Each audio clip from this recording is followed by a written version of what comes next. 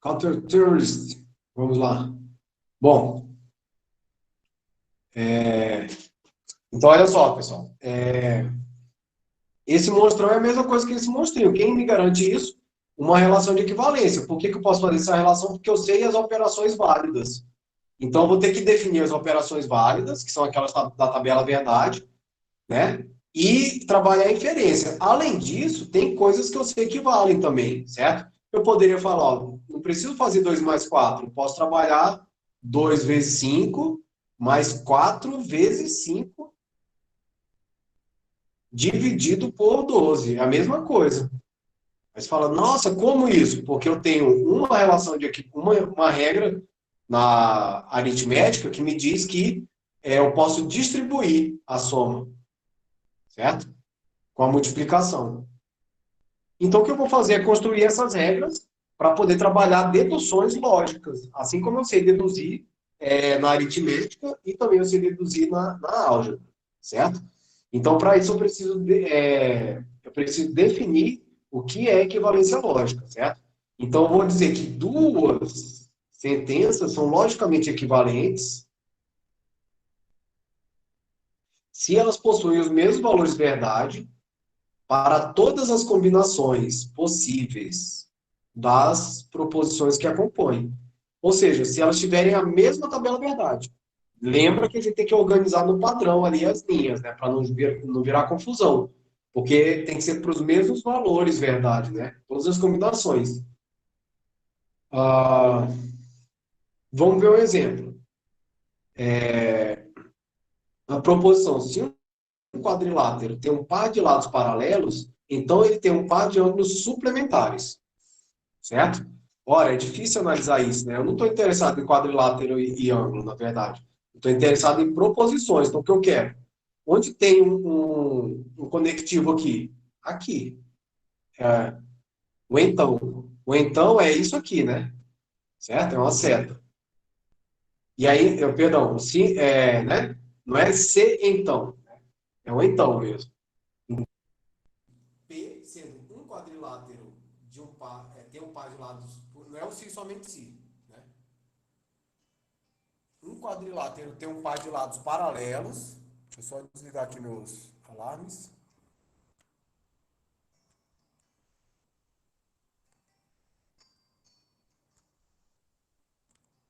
Só um pouquinho, pessoal.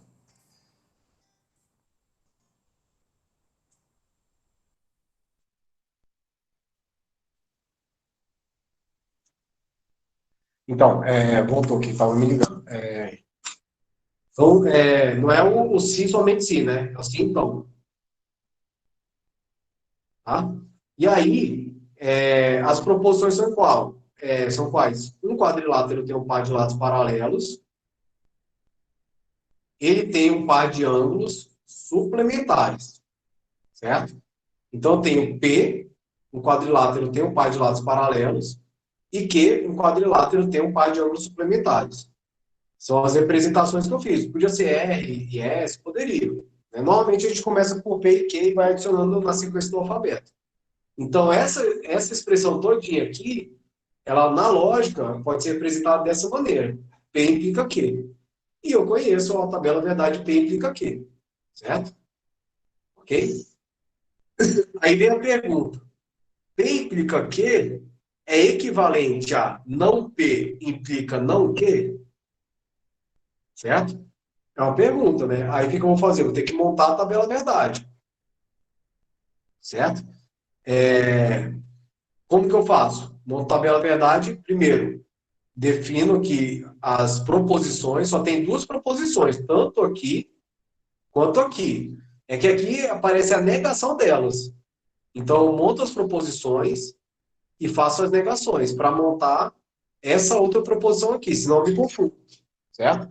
Então, é útil que vocês montem essas duas colunas aqui para não gerar confusão na hora de obter esse cara aqui, certo? Então vamos lá. Seguindo aquele padrão, né? Eu começo. Tem outra forma de pensar aquilo, tá? Para não ficar perdendo tempo também. Se tem duas proposições, pega a primeira proposição e coloca duas vezes verdade, certo? E depois a segunda, verdadeiro, falso. São as combinações que tem mesmo. E depois ela falso e depois verdadeiro, falso, do mesmo jeito, certo? É aquela mesma montagem que a gente fez anteriormente. Aqui eu só repeti a relação de implicação. Quem lembra a relação de implicação como é? Que eu falei, né? Ela vai ser verdadeira, né? Se ocorrer a causa e a consequência. Falsa se ocorrer a causa e não acontecer a consequência. Eu não falei dessas duas últimas aqui, né? Essas aqui eu não expliquei. Por que que ela é verdadeira? Porque se eu não observo a causa, eu vou definir que eu não tenho como estabelecer uma relação de consequência, negar a relação de consequência. Então, por padrão, eu digo que ela é verdadeira. Porque eu tenho que escolher, ou ela é verdadeira ou é falsa. Certo? É como se o Corinthians não disputou um Mundial, nenhum time disputou a Libertadores. É a primeira Libertadores. E eu quisesse saber se o campeão vai para o Mundial. Como eu nunca observei a causa, algum time ganhando a Libertadores, eu não vou estabelecer, não vou dizer que não é verdade. Então eu defino como verdade. Ah, é estranho isso? É, mas também é estranho que zero fatorial é um, né? São definições que a gente faz para ter consistência. Então é só realmente lembrar dessa definição. Agora, quando eu montei o P e Q, eu preciso do não P e do não Q, certo? Então a gente vem aqui e monta, nega essa linha. Verdadeiro, verdadeiro negado vira falso, falso. Verdadeiro, falso, negado, verdadeiro vira falso, falso vira verdadeiro. Falso, negado, vira verdadeiro, e verdadeiro, negado vira falso, falso, negado vira verdadeiro. Então, montei agora o que eu preciso para essa expressão aqui. Tá? Na verdade, não vou. Aqui eu vou ter que dar uma mexida aqui, tá, pessoal? Porque a expressão está inconsistente. É não P implica não Q. Hoje eu estou mais desorganizado aqui, eu vou tentar ser mais organizado. E aí esquece esses valores aqui, vamos construir junto. É até melhor a gente construir junto aqui, certo? É não P implica não Q. É essas duas que eu estou querendo comparar. Então, a negação de P. Quem é a negação de P? Está aqui, ó. O que que eu sei? Quando a causa, que isso é uma implicação, né? Quando a causa é falsa, a implicação é verdadeira. Foi assim que a gente definiu. Se não ocorre a causa, eu não tenho como negar a implicação, vou definir como verdadeiro. Então, aqui, ó, ela é falsa, a causa. Então, a relação, ela vai ser verdadeira, certo? Quando observo a causa, mas não observo a consequência, ela é falsa. E quando eu observo a causa e observo a consequência, ela é verdadeira, certo? E aí eu comparo essas duas aqui, e aí eu venho para os valores. Aqui deu verdadeiro, aqui deu verdadeiro. Opa, parece que são equivalentes. Aqui deu falso, aqui deu verdadeiro. Então já não são equivalentes. Aqui também não é equivalente, e aqui parece que é, mas tem que ser em toda a tabela verdade, para todos os valores, certo? Ok? Então não são equivalentes, certo? Essas duas expressões.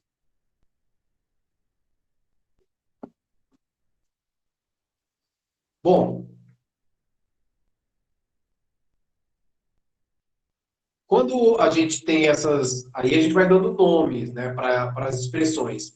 Se a gente tem essa expressão da implicação, que implica que implica P, certo? Eu vou chamar de recíproca, porque eu troquei a ordem, tá vendo aqui, ó, da causa pela consequência, certo? Eu chamo de recíproca. Quando eu nego ambas, mantenho a ordem, a causa e a consequência, mas neguei, eu chamo de contraceptiva, certo? Só para ter o nome, porque nos exercícios e ao longo do uso a gente acaba fazendo esse chamamento aí. Bom, e aí o que acontece, pessoal? Vamos supor que a gente tivesse uma tabela verdade de uma proposição, uma, uma expressão envolvendo três proposições, por exemplo, P e Q implica R. Se eu tenho três proposições, quantas linhas minha tabela verdade vai ter? Vou pegar aqui P, aí P pode ser verdadeiro ou falso. Vou pegar aqui V, perdão, agora Q, né? Q pode ser verdadeiro ou falso em ambas as possibilidades ali, verdadeiro ou falso. E eu vou pegar R. R pode ser verdadeiro ou falso em qualquer uma das possibilidades.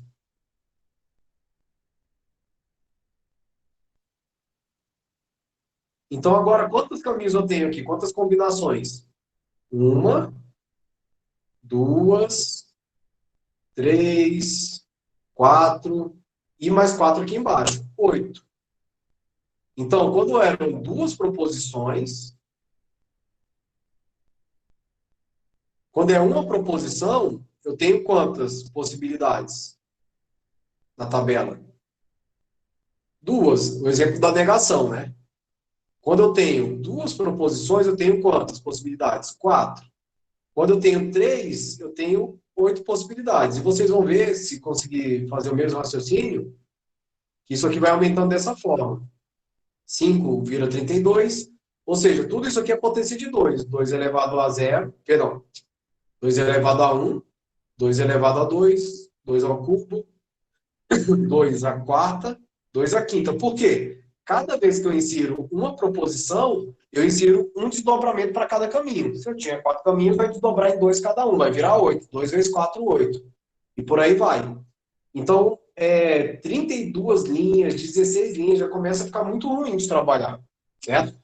A gente vai fazer um exemplo aqui com três proposições, já vai ficar claro isso. Ou seja, significa que não é a melhor forma de trabalhar a tabela verdade.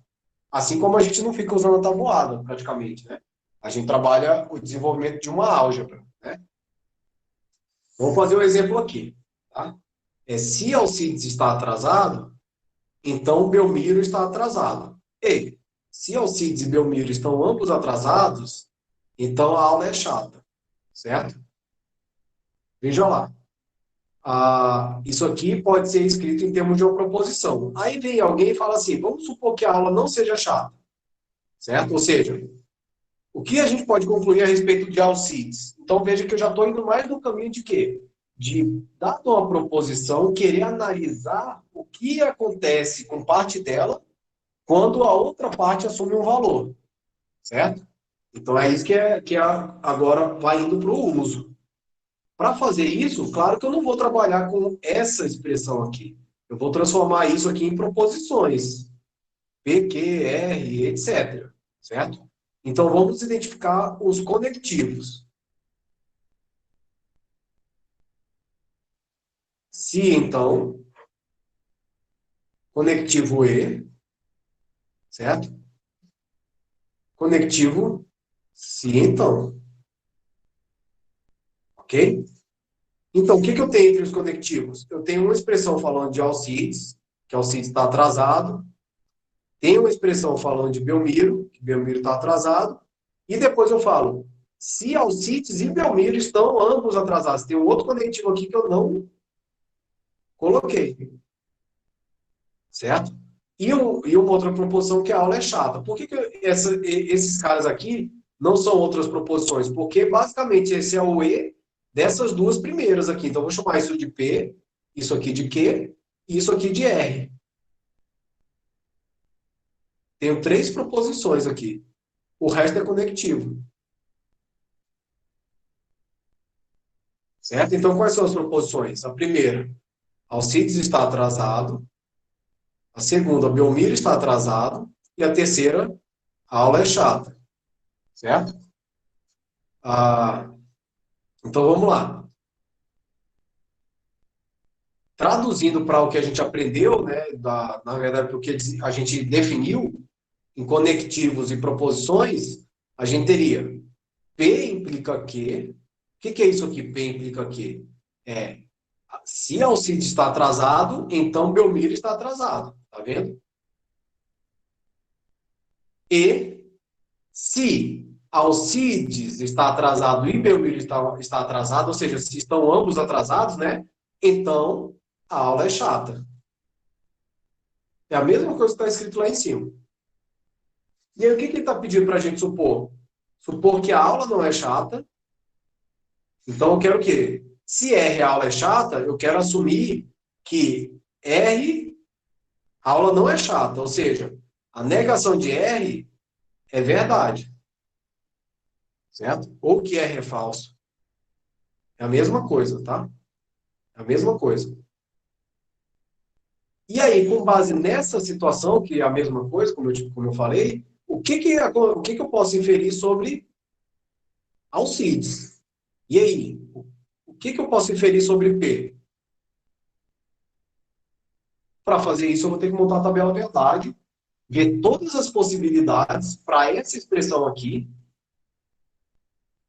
analisar a situação em que tanto a expressão é verdadeira, porque ela pode ser falsa, né? Quanto essa situação aqui ocorre. Ou seja, R é falso, né? Ou não R é verdadeiro. Certo? Então veja que já começa a ficar um pouquinho mais complexo.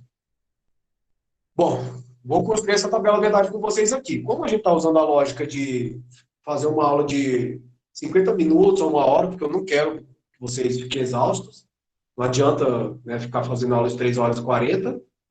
A gente vai fazer isso e encerra aqui, para depois começar a formalizar o cálculo proposicional, que é sair de tabela verdade e começar a fazer álgebra, certo? Que são as deduções, né? A gente pode marcar para segunda-feira já é que dia? Da segunda-feira, tranquilo, tá sim. Pode marcar para segunda-feira. E aí eu tento gravar também da mesma forma, fazer uma edição ou deixar alguma coisa gravada para quem queira ir adiantando. Tá? Então vamos lá. Como que a gente constrói a tabela verdade? São 3 proposições envolvidas. Certo? Quais são as proposições? Eu vou precisar inserir essas proposições para eu poder calcular o resultado.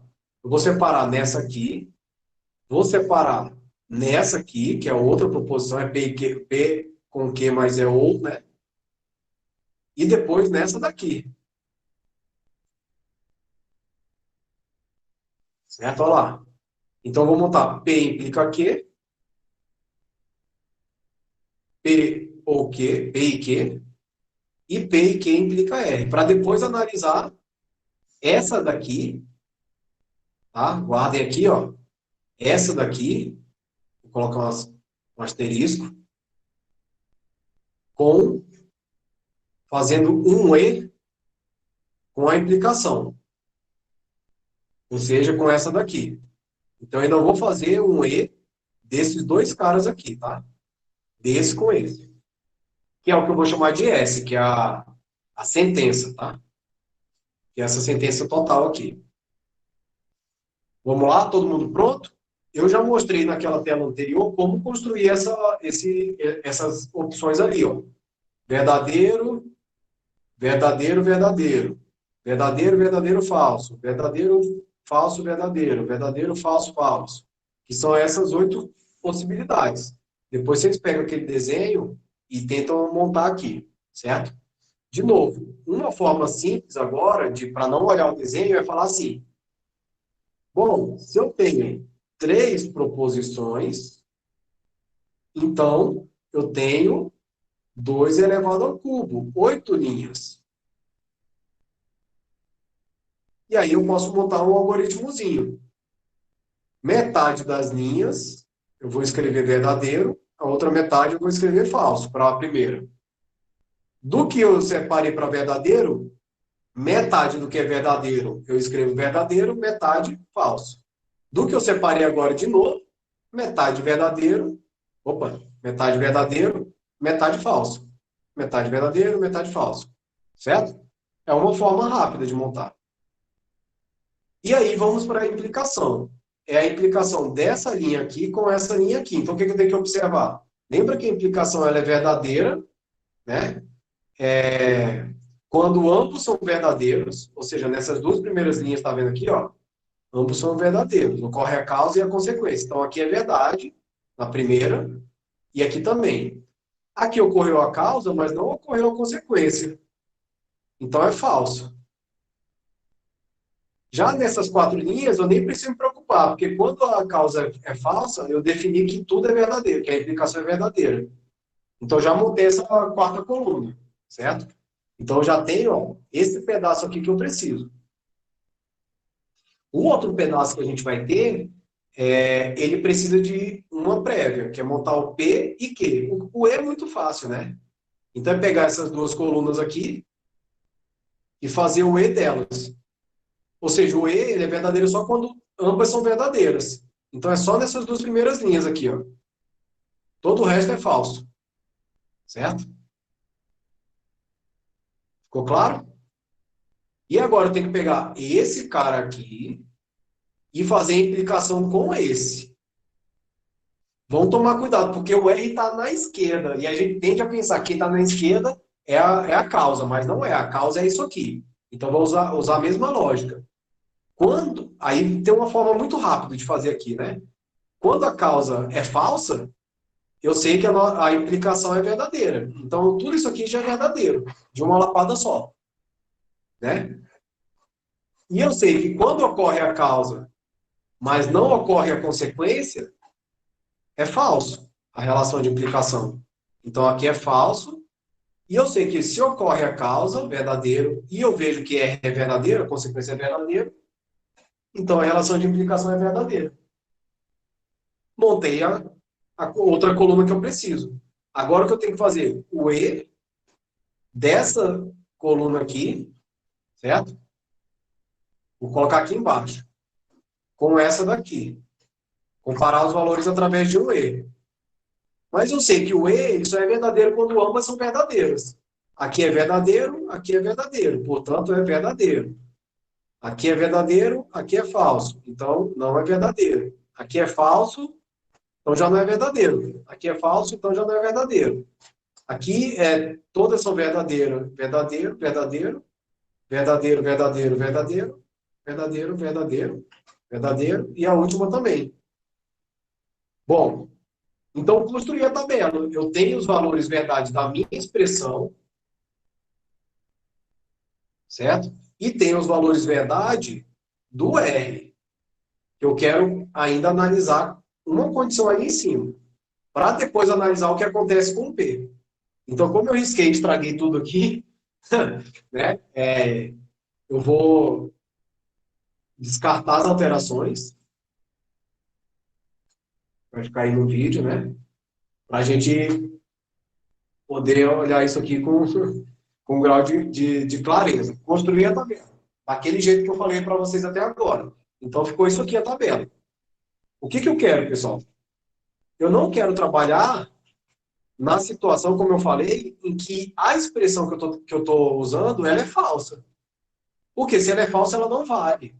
Então, eu vou separar essas linhas aqui, ó.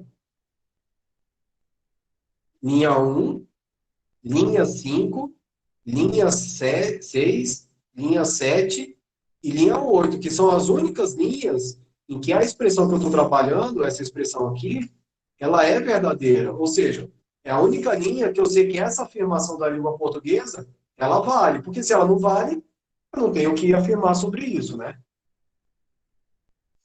Certo? Então, eu fiquei com quais linhas? Linha 1, linha 5, linha 6, linha 7 e linha 8. O resto eu posso jogar fora. Tá? Não me serve nessa análise. Bom, adicionalmente, eu falei, olha, eu quero a situação em que a aula não é chata. Se R é aula chata, então eu quero R falso. Então, nessas linhas que ainda me são válidas, eu vou olhar onde que o R é falso. Ó, aqui ele é verdadeiro, não me serve. Aquele é verdadeiro. Ah, olha lá. Aqui era falso. Ou seja, aqui a aula não é chata. Então, dessas linhas ainda, eu posso riscar. Essa daqui não me serve. Essa daqui não me serve. E essa daqui não me serve. Só sobraram duas linhas. A linha 6 e a linha 8. E agora sim eu quero saber nessas linhas o que eu posso afirmar sobre Alcides, que é a proposição P. Certo? Então, separei só essas duas linhas. O que vocês acham aí sobre a proposição P? O que eu posso afirmar, então, sobre P? Hum? Quando eu falo é o tocantinense perguntando, pessoal. Pode responder. Aquele Que, bico que a gente faz aqui. que o Alcides não está atrasado? Que Alcides não está atrasado. Perfeito. Exatamente. Certo? Agora, vamos lá. Quem que falou? O Luiz? Isso. Obrigado, Luiz. Então, vamos lá, pessoal. Vamos supor que isso aqui fosse uma série de afirmações sobre condições do mercado financeiro, por exemplo, ou um discurso político, certo? E eu quisesse inferir, fosse sobre o mercado financeiro, e eu quisesse inferir o que ia acontecer com o dólar, que poderia ser uma parte lá, né? Considerando a validade de outras partes da proposição. Vejam como a gente pode ter coisas interessantes, né? A partir daí, até para tomada de decisão. Então, isso é para análise de discurso, para tomada de decisão, né? E por aí vai. Bom, claro que o uso vai vir na outra disciplina, vai vir na lógica matemática, certo? Perdão, na matemática discreta. A gente vai usar essa lógica, tá? Para poder aprender, para poder focar na computação, em situações da computação, tá? Então já vai ter utilização. Nessa aqui eu não vou passar nenhum exercício para vocês sobre a aplicação prática. Por isso que eu falo, eu quero que foque no objeto, certo? Bom, e aí você fala, se isso fosse realmente uma situação real, muito provavelmente eu teria um monte de proposições, certo? Um programa de computador, por exemplo, né, tem um monte de linhas de código com vários conectivos, né? E aí eu queria analisar. Imagina quantas linhas ia ter uma tabela verdade. Torna impossível, né, a gente analisar. Então, o ideal é que a gente não trabalhe com tabelas verdade, mas que a gente passe para a construção de de um cálculo, que não é o cálculo diferencial, é o cálculo, né, proposicional. Então, isso aqui é o que eu vou tentar adiantar para vocês num outro vídeo, provavelmente na sexta ou no sábado, tá? Eu posto o vídeo. Mas a gente volta a trabalhar na aula de segunda-feira, certo? É, vai aparecendo, exatamente. Essa do multiverso é interessante, por quê? Analisar em que universo ali, né, Alcides está atrasado ou não. Basicamente seria isso. E isso é legal que você falou aí, porque que você escreveu, né? Porque realmente a gente está interessado em analisar todas as situações possíveis, mas os vínculos, as restrições vão nos levar, né, a limitar as possibilidades. Então, realmente, e aí pensa, se eu quero construir um circuito lógico, né, eu tenho que trabalhar com todas as possibilidades de entradas, mas eu tenho que saber como que eu garanto só as saídas que eu quero, né? Então, é nesse sentido que a gente vai precisar também dominar esse cálculo proposicional para aprender a simplificar circuitos lógicos, né? Porque a gente vai construir eles de forma simples, bem geralzão. Mas depois a gente precisa simplificar esses circuitos. Então, tem operações de simplificação, certo? Que são operações de equivalência, tá? Então, quando chegar lá em sistemas digitais, fica muito divertido mesmo. Tem muita coisa legal, mas para chegar lá, a gente vai fazer essa parte de lógica e vai fazer na matemática discreta também mais uma. Vamos visitar de novo. Vai ter uma atividade, não tem como fazer. Vai ter uma atividade, mapa de Carnot, exatamente, certo, Guilherme? Vai ter uma atividade, tá, pessoal? Eu vou dimensionar como é que eu vou fazer, provavelmente para vocês fazerem num período, dentro do Moodle, como a gente combinou, e aí no Moodle vocês têm um tempo, certo? Lembrando que esse tempo ele não conta se cair, Eu aprendi Rick e Morty numa, numa palestra, num café, né, com CA, que eles falam café com o professor, aí eles me falaram, você já, quando eu estava falando de buraco negro, né, de multiverso mesmo, aí eles falaram, você já viu o Rick e Morty? Eu falei, não, nunca vi, aí eu fui assistir, muito louco, muito bom. Enfim, pessoal. E aí a gente vai fazer essa atividade online num tempo fixo, tá? Então não vou deixar uma atividade num tempo. Vão ter as atividades que vão pontuar um pouco e vai ter a prova, tá? Que vai ser num dia lá no tempo fixo, 4, 6 horas, a gente define isso. Isso não é problema, a gente vai definir isso ainda semana que vem, tá? E aí, claro, essa prova online baseada. Já foi criado. Ah, pessoal, eu acho que eu não sincronizei. Eu vou. Não, tem 33 pessoas lá no AVA. Tá? É bom checar lá no AVA. Eu vou checar se eu tenho que sincronizar. Talvez eu não tenha sincronizado, certo? Aí eu vou ter que sincronizar para aparecer todo mundo lá, mas eu vou ver isso agora. E aí a gente, esse dia lá, o que eu quero é o seguinte: vocês vão fazer atividade vocês podem, né, fazer em grupo, não tem problema, mas na hora lá, eu vou pegar situações parecidas com as atividades, com a atividade que eu vou colocar, e pedir para vocês fazerem individualmente. Aí vocês fazem lá e pronto, tá? Beleza, pessoal? Enfim, aí fica a pergunta, a aula é chata ou a aula não é chata, né? Que tá aí na proposição. Espero que tenha sido uma aula boa, tá, pessoal? Se vocês tiverem alguma crítica, sugestão, vocês podem passar, tanto lá no grupo do WhatsApp, tá? Ou aqui também, eu estou à disposição. Beleza, 8. 8 de 10 já tá bom. Um dia eu chego no 10. Pessoal, valeu então, bom descanso, tá? Eu vou trabalhar um pouco aqui hoje ainda no Moodle e nas atividades, e aí, tendo novidade, eu passo para vocês lá no grupo. Até mais.